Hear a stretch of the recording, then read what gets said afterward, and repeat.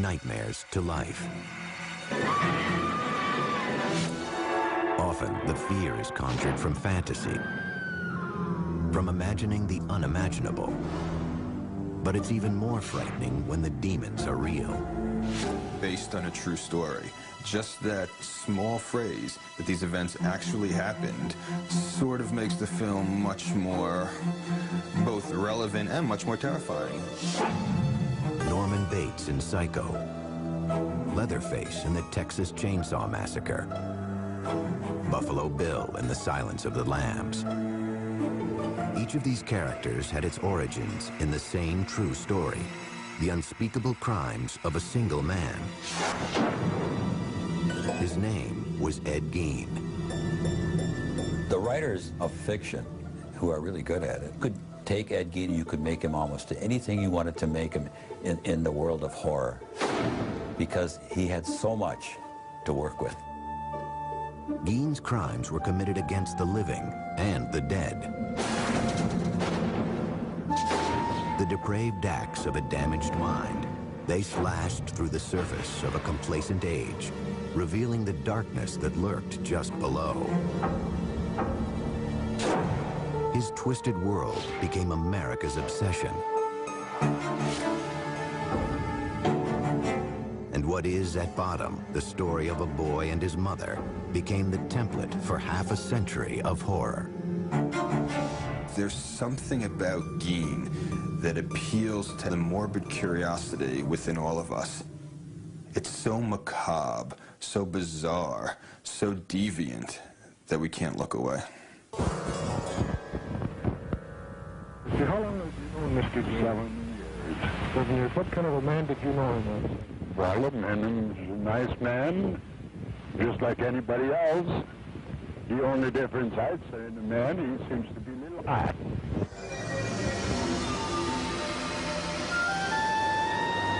No one ever claimed that Plainfield, Wisconsin was a small-town paradise. In the fall of 1957, it was home to about 700 people, a quiet, hard-working place on the windswept flatlands of central Wisconsin. They had the main hardware store for that area, a food market. They had a restaurant or two, a saloon. There was nothing that would distinguish it from, probably 100 other communities in Wisconsin.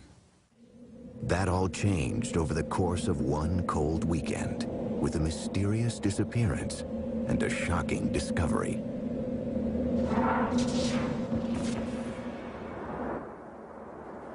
Saturday, November 16th marked the beginning of an annual Wisconsin ritual. Deer season. In Plainfield, the men hunted not for sport, but for food. Their trophies would be killed, hung in barns, and dressed out, gutted and butchered. All the males would be out in the woods. And so the main street would be a quiet place. Particularly quiet that morning was Bernice Warden's hardware store. Though the store was supposed to be open, the 58-year-old proprietor was nowhere to be found. I lived across the street from the hardware store where Bernice Warden ran her business. I believe it was in the afternoon. People were starting to wonder why the store was locked and where was Bernice Warden. So her son came back from deer hunting himself and found that the place was a mess. There was blood all over the floor, and they started to investigate what might have possibly happened to her. Interviewed by police, Bernice Warden's son mentioned a frequent customer who'd been in just the day before to check on the price of antifreeze. Ed Gein, a 51-year-old bachelor who lived in an isolated farmhouse outside of town. Everybody had a role to play in this town. And I think that Ed Gein was recognized probably not as the village idiot, but as a village oddball, I would say. That evening, about 2 hours after Bernice Warden was reported missing, Sheriff Art Schley headed out with another deputy to Ed Gein's farm. If you ever wanted to have a Halloween party, that would be a great place for it. It was a spooky house out in the edge of town, and it was dark, and there wasn't a sign of life there. The doors of the house were locked, so the officers decided to take a look inside the woodshed.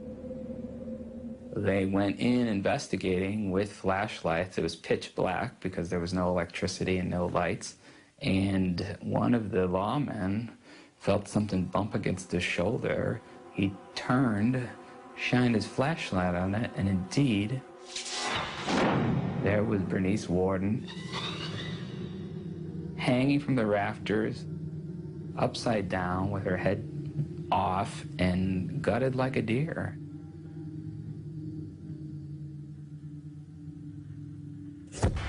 Ed Gein was taken into custody that night. As he sat quietly in his cell at the Waushara County Jail, police continued to search his woodshed and then cautiously ventured into his home. Inside, they would discover a horrific scene. Bernice Warden's gutted carcass, it turned out, was only Ed Gein's latest grim creation.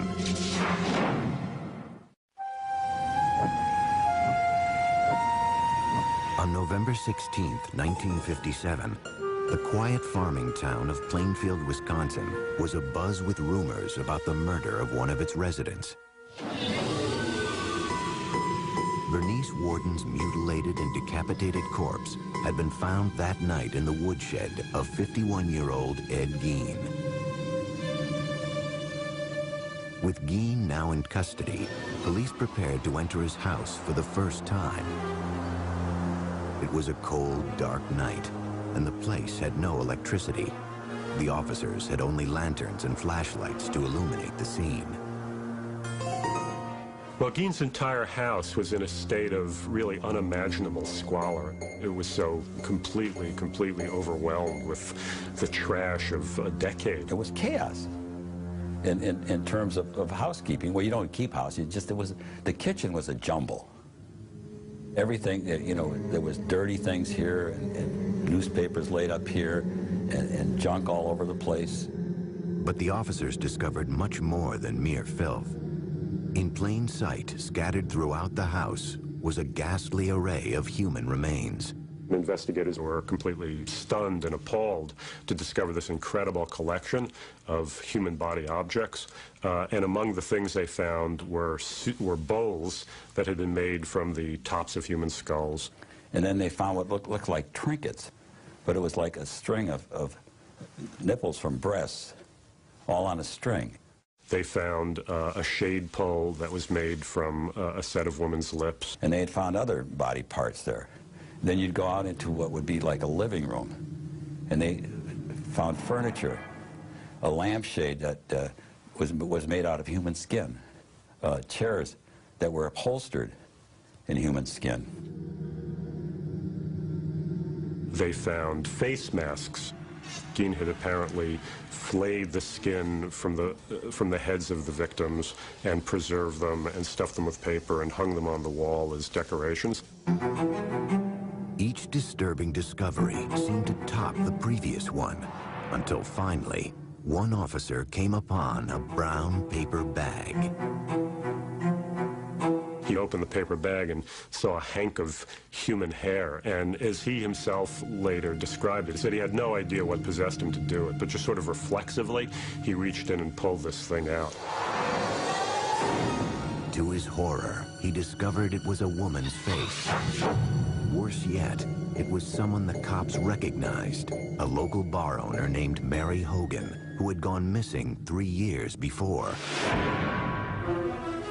For 30 hours, the man apparently responsible for this gruesome spectacle sat in his jail cell, refusing to speak to investigators. Finally, they confronted him with Bernice Warden's corpse. And with that, Ed Gein began to come clean. He was perfectly happy to cooperate with the police. You know, all he asked for was a slice of apple pie with some cheddar cheese on top of it. And according to the investigator, Ed ate the thing, and after that he told them anything they wanted to know. They said, well, what's all these body parts in here, Ed? You know, how many people did you kill? All the dead stuff in his house, they just assumed that it was like murder victims. All told, Gein would confess to only 2 killings: Bernice Worden and Mary Hogan. The rest of his grisly artifacts, he said, were crafted from corpses he had stolen from local cemeteries.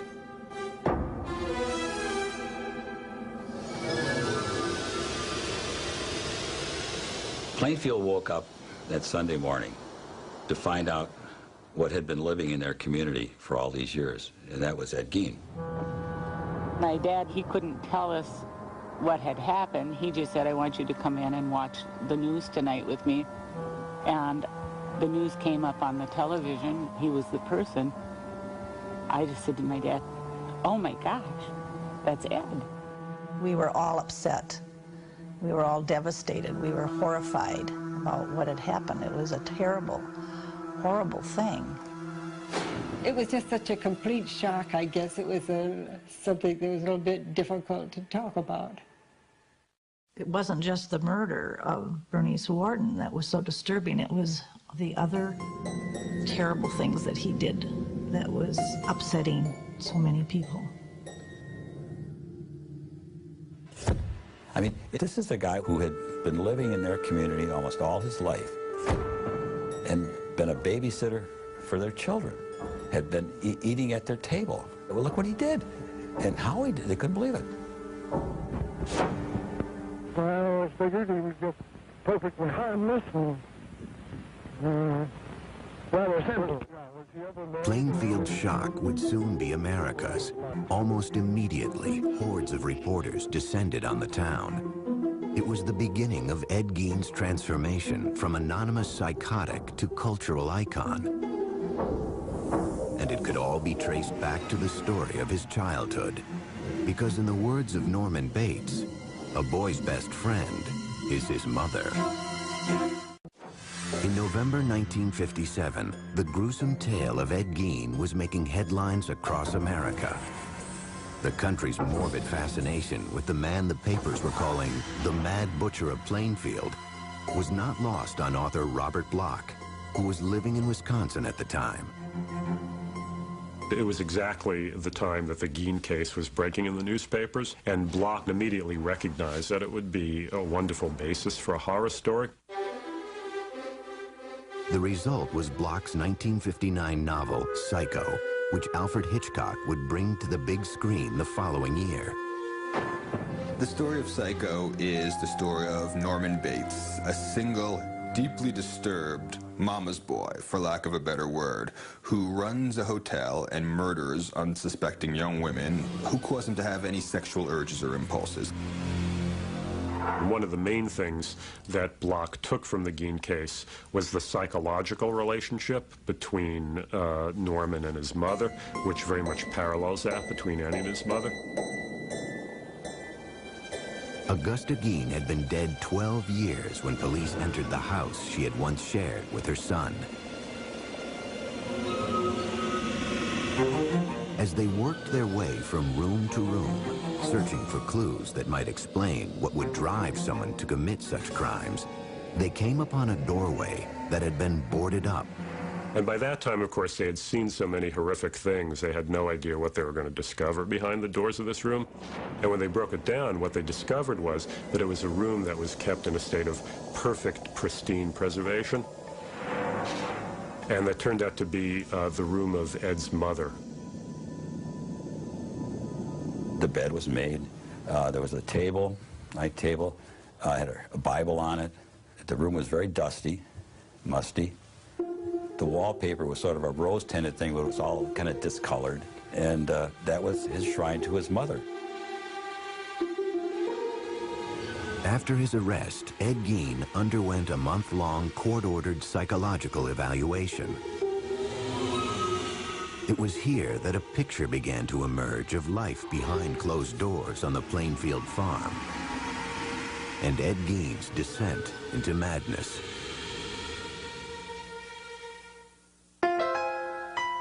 Born in 1906 in La Crosse, Wisconsin, Edward Theodore Gein was the son of an alcoholic grocery store owner and a strong-willed, God-fearing housewife.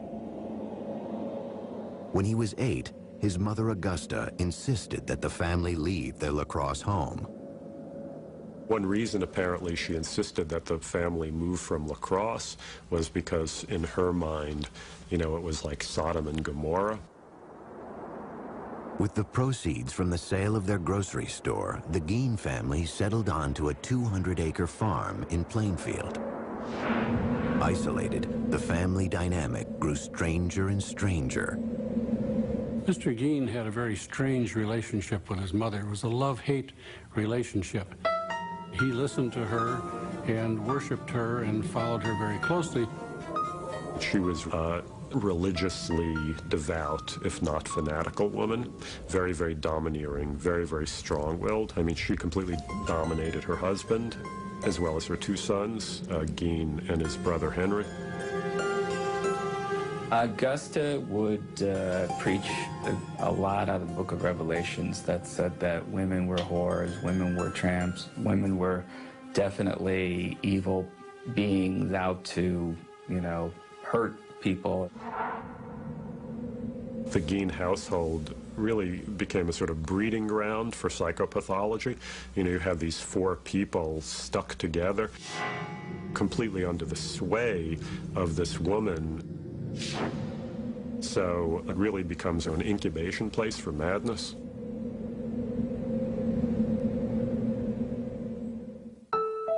Gein attended school until the age of 14. An unremarkable student, his IQ would later be tested as average. And when he finished school at approximately 7th grade, he just went home then and worked on the farm there. So he did not have contact with the outside world, shall we say, to any extent. In 1940, when Ed was 34, his father died of a heart attack. Now it was just Ed, mother, and older brother Henry. I think Henry was probably a genteel man who worked hard on the farm and tried to please his mother as well. But he wasn't Ed. He had his own ideas of how his life should be led. In May 1944, Henry and Ed found themselves battling a brush fire on their property. According to Ed, the fire got out of control and he lost sight of his brother. He went for the police, and though he told them he didn't know where Henry was, he was able to lead them straight to his brother's dead body. I've heard rumors that there were bruises on Henry's head that weren't ever explained away. But at the time, it was such a big tragedy for the family, it just became, you know, well, they've already been through enough. Ed and Mother were now alone, but their union would be short-lived. Just months after burying her son Henry, Augusta suffered a stroke that left her partially paralyzed. When Mother became ill, had a stroke, and was paralyzed, he cared for her very closely and literally, seemingly worshipped the ground she walked on. Sometime in 1945, Augusta Gein suffered another stroke. She died that December, a devastating blow to her 39-year-old son. His mother had completely undermined his manhood in every way. And at her funeral, he was reacting like a little schoolboy who had just lost his mommy, you know, and just crying hysterically. Everything that he knew in the world seemingly was gone. That was his one link with sanity that was remaining at that point. Until 1945, Ed Gein's world had been entirely defined by his deeply religious and domineering mother. Her death that December left him for the first time on his own. Living alone in an isolated farmhouse outside Plainfield, Wisconsin, The 39-year-old earned money by helping the townspeople with odd jobs or working on threshing crews. From the time I was pretty small, Eddie Gein was always just, you know, part of the crew. From where our farm was, he was about 2.5 miles away is all. And we'd get in the car and go over and see Eddie. We'd pull into his yard, and I can still remember doing that. And Eddie would always come out and talk to us in the yard. So we never was in his house or anything like that. He was not the, you know, the village idiot. That's for sure. The housewives in town, they would trust him. You know, can you fix this? I got a door that squeaks at, or, you know, can you fix the hinge on my door? Sure, I come over. He was a hard worker. When you paid him $1, you had $1.50 worth of work out of him. I mean, he didn't slack off. He wouldn't screw anything up. I think that everybody treated him, even though he was maybe a little, what you would think, a little different, but Eddie was Eddie. Oftentimes, when the threshing crews broke for lunch, the women would provide them with meals. When you listen now, the women that would talk about it, they felt kind of funny when Ed would look at them. He would give off kind of a funny, it made him uncomfortable the way he would stare at them. Something about his eyes that bothered me. I didn't feel like he was a person I would... Strange. Gein had a reputation around town as odd, yet harmless. Behind closed doors, however, he struggled to cope with life after Mother. Psychiatrists who interviewed Gein concluded that during the years after his mother's death, his psychological problems crossed the line into psychosis. Mr. Gein's mother's death affected him tremendously. He had no other person to communicate with or talk with.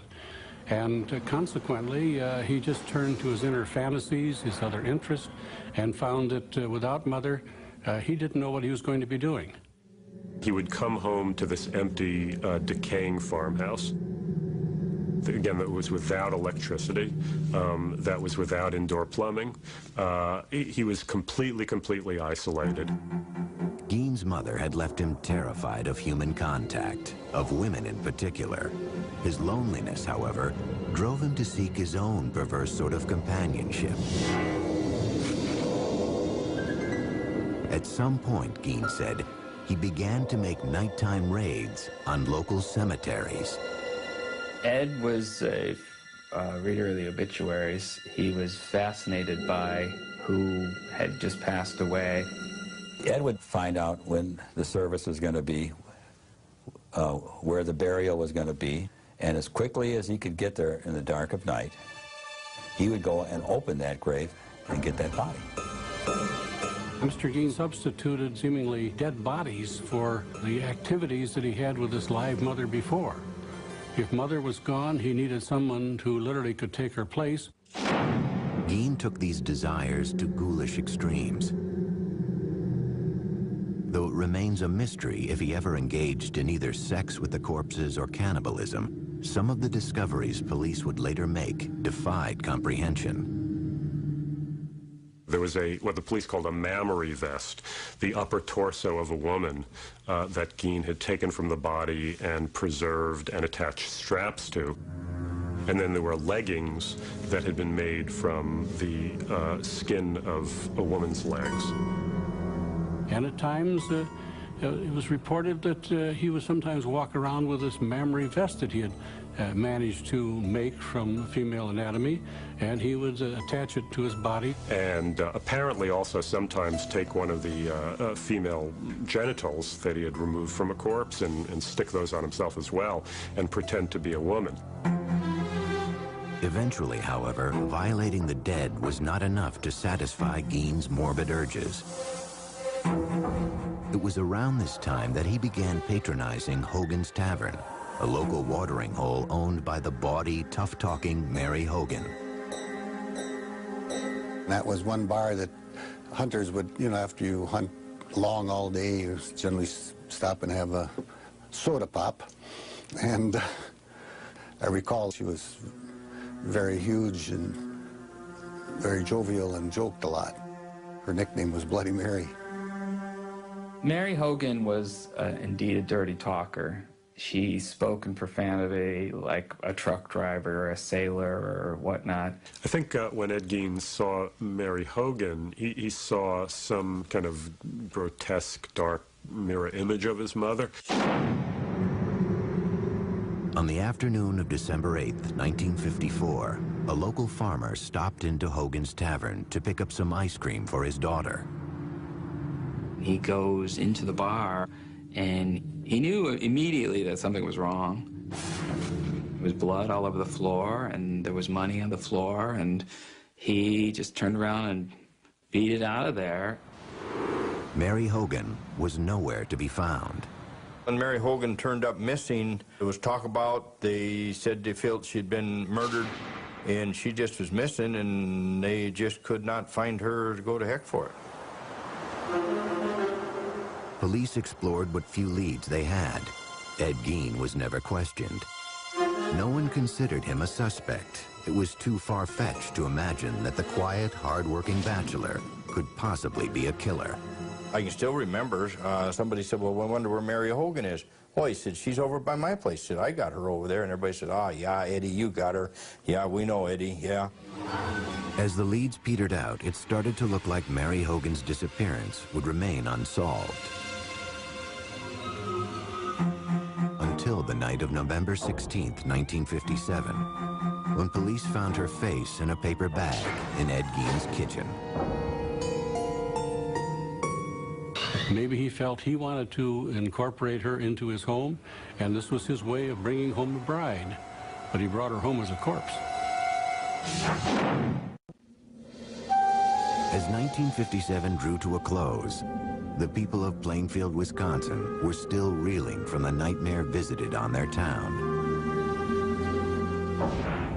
Ed Gein had been charged with the murder of hardware store owner Bernice Warden.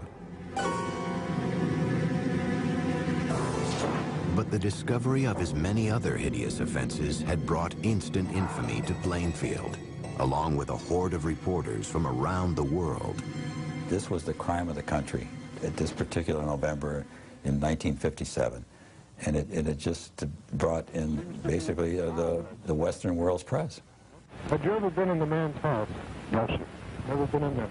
I'd like to talk now. Your name? As the incident wore on and it became so much a front page issue that lots and lots of people were saying, when can it just die down? When can it go away? It was disturbing to the population. We didn't really appreciate all of the media attention. I was stopped on the street once by a reporter from England, but I just said that I had nothing to say and no comments to make, and walked on. Outside of Plainfield, a different kind of response was taking hold. The spread of what came to be known as Gein humor. Well, I believe that the jokes sort of was an outlet for how everyone felt and the fear that they felt. One of them was, what was Ed's favorite dessert? And he says, lady fingers. Ed Gein gave his girlfriend a present on Valentine's Day. It was a box of farmers' fannies, you know. There were actually people thrown out of the restaurant in Plainfield for going and ordering Gein burgers and things. On January 6, 1958, hearings began to determine if Ed Gein was competent to stand trial for Bernice Warden's murder. Doctors who had evaluated Gein testified that he suffered from schizophrenia. They said he was prone to hallucinations and delusional thinking and believed he was an instrument of God with the power to raise the dead. You know, he'll talk about the most incredible, extraordinary horrors that are totally inconceivable to any normal person, but he does it in the tone as though he's talking about going to the grocery, you know, to buy his provisions for the week. In the end, the doctors said it all came back to Mother. This is the duality of Gein. You know, part of it was a desire to have the physical presence of his mother back with him in that home, whereas obviously another part of the motivation had to do with desecrating the corpse.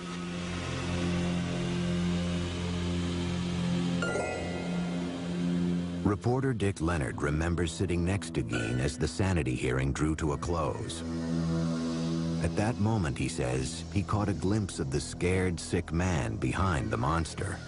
I looked at Ed, and he looked at me, and I could see he was nervous. He was fearful. And he says to me, "What are they going to do to me? What are they going to do to me?" So the judge raps and everybody to be quiet.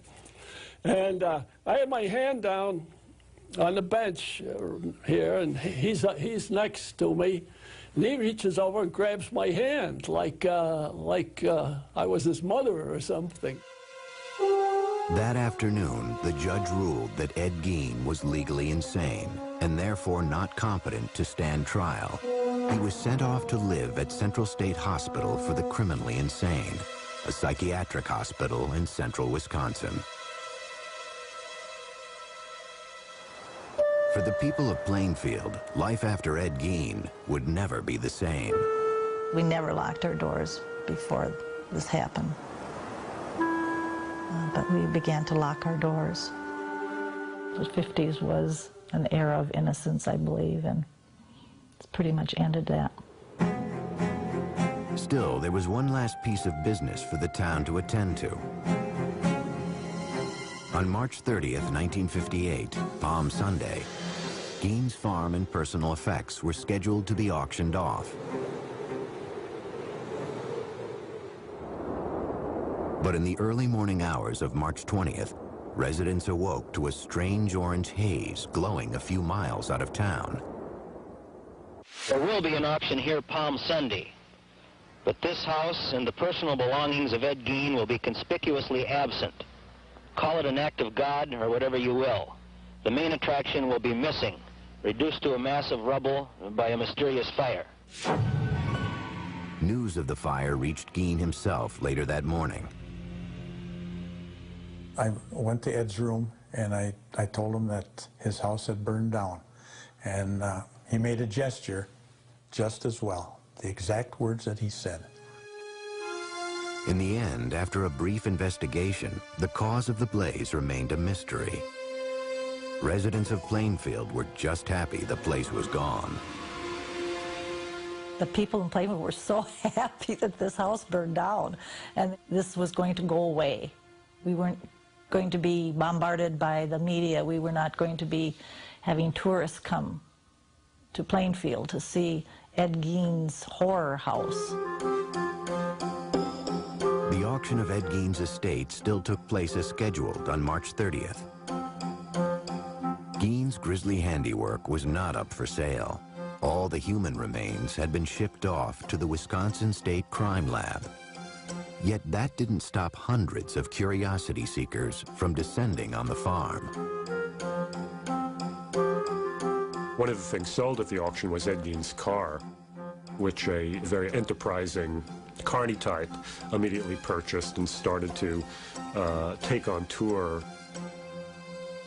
Ed Gein's car used to show up at county fairs, like an exhibit, you know, like the two-headed cow, or, you know, the bearded person, so that that would be an exhibit that you could put a tent around it and charge admission.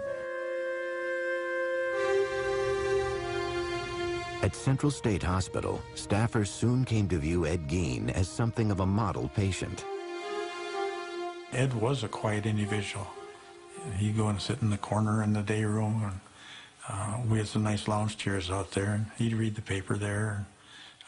He wouldn't converse too much with other patients. I can remember we used to play cribbage together out in the day room. There were, however, times when Gein behaved oddly. When it got, say, full moon, he would talk about women, what he'd like to do to them, and just ramble on and on, just like very incoherent. And then as the full moon dissipated, he would get more back to normal. But he always had that glint in his eye that you kind of figured there was something there that was wrong. In 1968, Gein's doctors wrote a letter to the court stating that Gein was now competent to stand trial for the murder of Bernice Worden. When he walked into the courtroom, there was dead silence. It was just, I mean, you could hear a pin drop. And then he walked in and he stopped a little bit and he bowed his head to the audience. After a 9-day trial, the judge found him guilty. The 62-year-old was sent back to Central State to live out the rest of his days. In time, Ed Gein's macabre fame would fade, yet his twisted saga would never lose its capacity to shock or its power to provoke our deepest fears.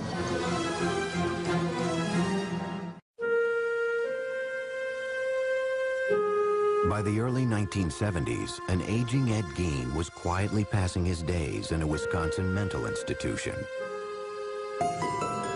He'd go to his room a lot and lay on the bed and kind of daydream. So I don't know what he was thinking about. I couldn't read his mind, but we always had the thought that he was thinking about what he had done. Gein and his gruesome crimes had long since faded from the public consciousness.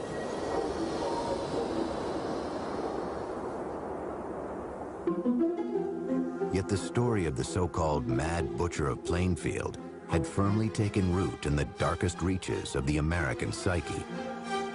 It was a time where he became almost unlifelike, almost like he was a creature of fiction, I think. Some type of a demigod, almost. My name is Gunnar Hansen. In 1973, I killed 4 people. I was Leatherface in the Texas Chainsaw Massacre. When Texas Chainsaw Massacre was released, it played predominantly in drive-ins. And to say there was an uproar over it would be an understatement. You know, teenagers went in their cars looking for a good time. And what they were exposed to was literally 90 minutes of pure hell. Directed by Tobe Hooper, the film featured a character named Leatherface, who wore a mask made of human skin. During the filming, late one night, Tobe told me that this was based on Ed Gein, very loosely. I mean, what he said was that Ed Gein was the inspiration for the family, that if you take essentially the fact that they made furniture out of bones, that they had skin lamps, that they might be cannibals, and that Leatherface wore a mask, those characteristics were lifted from Ed Gein. What Leatherface really is Ed Gein as a little child would imagine him to be. Because these crimes were real, we had to make Leatherface into this hulking monster who wears a mask of human flesh and wields a chainsaw, instead of being the boy next door who does these horrible things. 17 years later, a different take on the legend of Ed Gein would help make the film The Silence of the Lambs a critical and commercial hit. If you look at The Silence of the Lambs, where the Buffalo Bill character is trying to make a skin suit out of women's body parts, which is something that's based directly on Gein. The killer, the grave robber, all of the things that, you know, you want to get into a good horror story, he was there. He was their source. Because the imagination could take Ed Gein anywhere, and it has. The irony is that as twisted as Norman Bates was, as terrifying as Leatherface wielding his chainsaw is, and as pathologically insane as Buffalo Bill is, Gein was worse. Gein had everything these characters had in spades. 2001 saw the release of a low-budget independent film about the life of Ed Gein. I thought Ed Gein would be a good topic for a movie just because of the mindset of this person.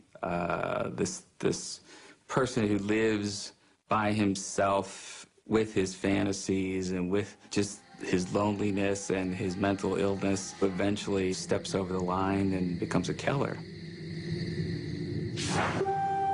On July 26, 1984, Ed Gein died of respiratory failure. He was 77 years old. There wasn't too much emotion at that time. There wasn't much talk going on in town other than he's gone. He's dead.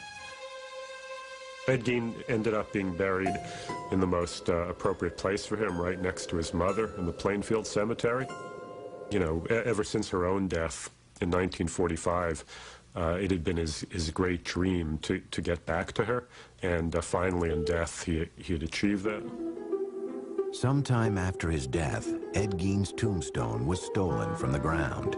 It was eventually recovered and is currently being kept in storage at the Waushara County Sheriff's Department. To this day, however, groundskeepers at Plainfield Cemetery still find flowers and letters that have been left at his grave. There's no way in the world that anyone could ever decipher completely or even intelligently what Ed was thinking or doing. It's not the nature of man to do the things that he did. It's an aberration. The fact that Ed Gein was a sick man mentally, I don't think that mattered to any of us. He did some horrible things no matter what his condition was, and so we had no sympathy for the man. Mr. Gein was an example of a monster that was in hiding. He was not known to his neighbors. He presented a facade of normality to them, and that's why he literally could have the mask of sanity over the whole situation until he was discovered. Obviously, we can never really know. To ask what made Ed Gein is ultimately as unknowable as to ask what made Mozart Mozart. You just don't know.